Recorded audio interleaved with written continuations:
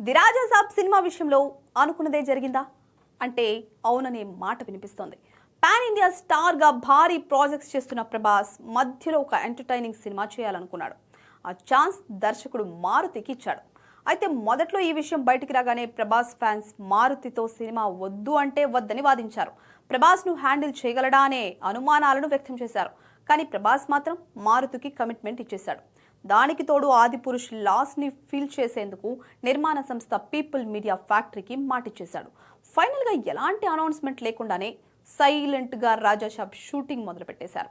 ఇక ఆ తరువాత ఆన్ సెట్స్ నుంచి ప్రభాస్ లుక్స్ రిలీజ్ కాగా ఫ్యాన్స్ ఖుషి అయ్యారు.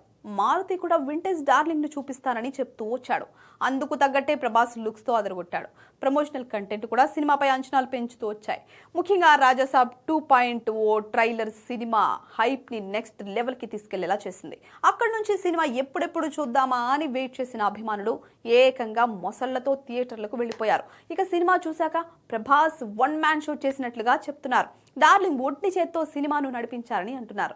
లుక్ పరంగాను ఫ్యాన్స్ ఫుల్ హ్యాపీ అయ్యారు. ప్రభాస్ కు ఇలాంటి కథ కొత్త కావడం, ఐడియా పరంగాను సినిమా బానే ఉందని అంటున్నారు. కానీ మొదట్లో ఏదైతే అనుకున్నారో ఇప్పుడు అదే జరిగింది అనే కమెంట్స్ మాత్రం వస్తున్నాయి.